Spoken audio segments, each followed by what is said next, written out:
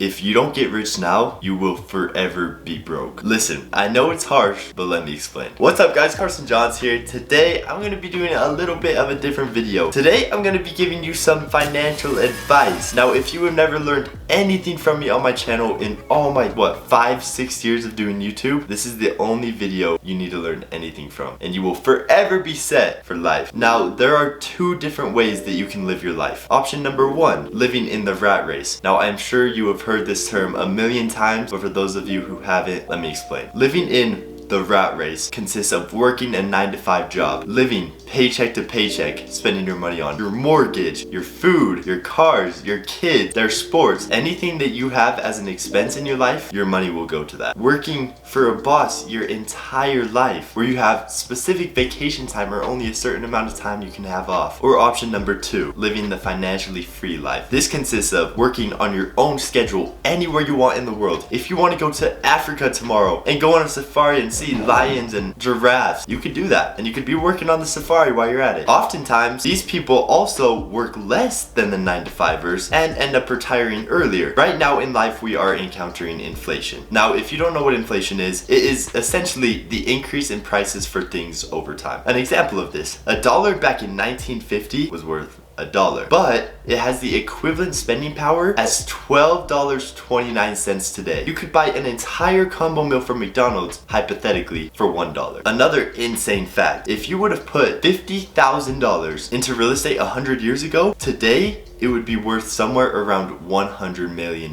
Now, obviously, you're saying, so what should I do with my money then? If it's just gonna lose value, what's the point of me even working? That leads me into my next step. What should you do? Obviously, as you are probably thinking right now, if you leave your money sitting in your bank account that you earn, putting $100 away from every paycheck that doesn't go towards your mortgage or kids, it will just lose value over time due to inflation. So you need to invest in assets. With this recession that we are coming on to, now is the best time to start buying assets. The prices of all assets are going to drop, and this will scare many people, but you have to stay level-headed and think of them like they are almost on a discount, 50% off. So now you could sit around and wonder, oh, I wonder when the market's gonna be at its lowest so I could buy it there, sell it at its highest. It's gonna be impossible to time. People dedicate hundreds of hours a day on trying to track the market. No one can do it. It's literally the biggest gamble. So you need to get in now. You might ask, well, I don't have money. How long do I have? The average recession lasted 17 months over the past century. But my honest opinion, and I'm not a financial advisor, so take this at your own risk, but I think you should heavily buy assets for the next 3 to 5 years. Okay, invest. Cool. Where do I invest? Now, just so you kind of get a gauge for where I am investing over these next 3 to 5 years, let me kind of give you a little breakdown of the 3 main asset categories that I'm going to be investing in. Number one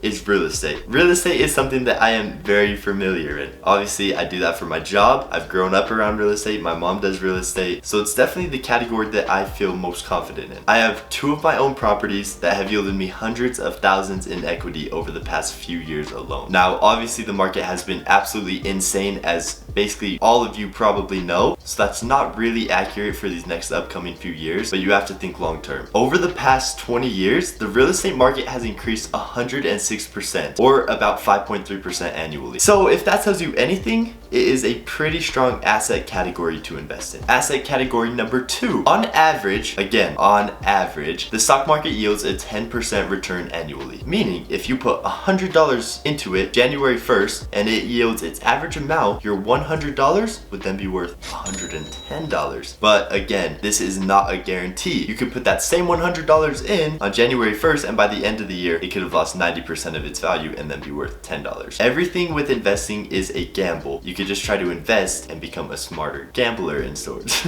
As a beginner myself, and I know little to nothing about stocks, I'm going to invest in the S&P 500, which is made up of the 500 top companies in the United States, which in my opinion is leading it to be a safer bet for me to put my money into. Asset category number 3.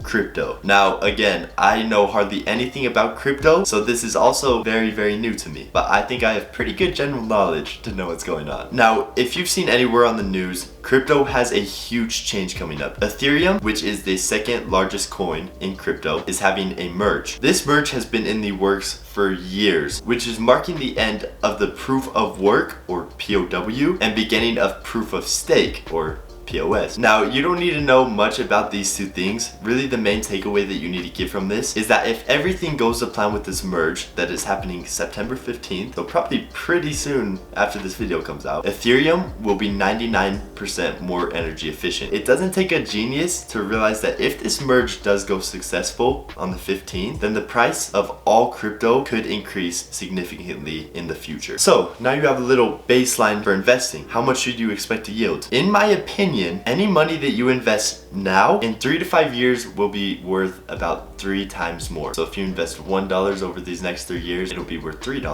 $100, $300, $100,000, $300,000. Now, the fun part, where the bleep do I get all of this money? There are 2 different options you can take, either starting a business or getting a job. There are so many businesses that you can start online right now with little to no experience at all. The first business, which I am personally starting up and am getting in the works as we speak, a social media marketing agency, or SMMA, which contains Facebook ads, Google ads, TikTok ads, SEO, email marketing, and so many more things. Anything you can think of that could be considered marketing, it's under an SMMA. Now, if the marketing route isn't for you, there's different options. You could be a dropshipper or start up your own e-com store. There are so many options. If you just look up and find a few different things, do some research, figure out what would work best for you and your personality type. But listen, starting a business isn't for everyone, and having a job really is not a bad thing at all. Like a lot of these finance YouTubers are planting in young people's heads over and over and over. If you get with a high growth business that allows your income to grow with them and respects you as a person, then you are honestly in a better spot than 99% of these entrepreneurs starting up their own businesses. And that's because there's less risk. If something huge happens, you get in a lawsuit, it doesn't come out of your pocket. Now, you can find a lot of these jobs anywhere. You just have to search around. And honestly, a lot of it does require luck, but the more research you do, the better. Now, third step. That's right, 3 steps. You need to start a side hustle with a high value skill or high income skill, just to bring some extra cash in every month. Now, again, there are so many high income skills and they're everywhere and everyone is in the need for them. A few examples of this: editing. Every YouTuber needs an editor. Companies need editors to promote their posts. There's so many things you can do with editing and it's extremely easy to learn. Digital marketing, coding, copywriting, content marketing, and last but not least, starting a YouTube channel. Now, starting a YouTube channel is probably the hardest one out of all of them and the most luck based, but in the long run, it's lit. So what should your goal be? You need to do everything you can to make $100,000 a year, whether that's $50,000 from your main job and $50,000 from side hustle, 60, 40, whatever it is, you need to be making $100,000 a year. Now, obviously this changes with age and everything, but it's a good middle ground for most people. Okay, you're pulling in 100 grand a year. Congrats. Then what? You gotta start saving. Now,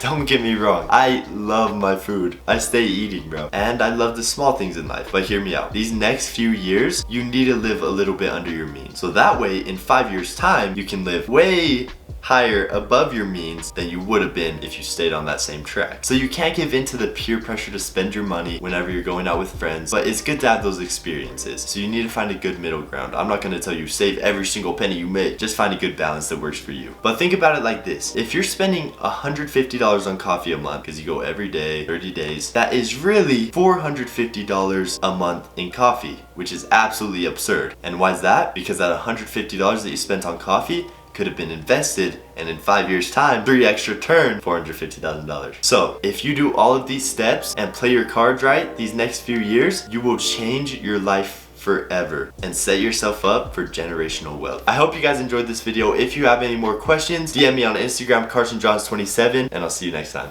Peace.